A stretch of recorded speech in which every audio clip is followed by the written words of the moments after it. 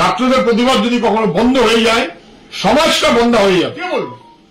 Protest কে করবে? ভিন্ন স্বর তুলবে কে? যুক্তি তর্কের লড়াই করবে কে?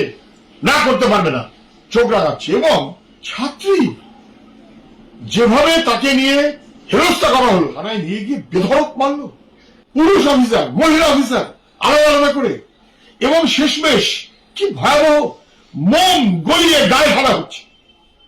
ব্রিটিশ আমলের মতন কারবার।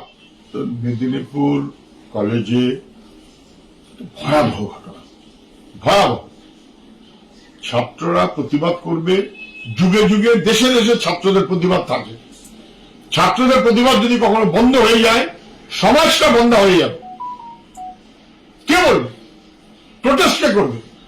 ভিন্ন স্বর তুলবে কে? যুক্তি তর্কের লড়াই করবে কে?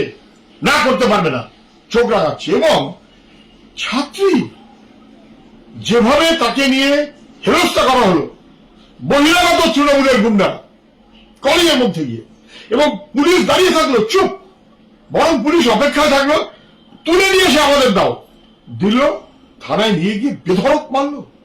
সিসিটিভির কাভারেজের বাইরে ঘর, বেধড়ক মারলো, গালিগালাজ করলো, অসভ্যতা করলো, পুরুষ অফিসার মহিলা অফিসার আলাদা আলাদা করে, এবং শেষমেশ কি ভয়াবহ মোম গলিয়ে গায়ে ফেলা হচ্ছে।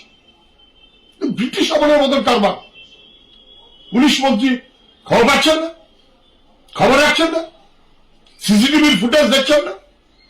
পুলিশ মন্ত্রী হিসেবে তিনি কাজ করতে চান, নাকি পুলিশ দপ্তরটাকে গুন্ডা বাহিনীতে পরিণত করতে চান? এ কখনো মেনে নেওয়া যায় না।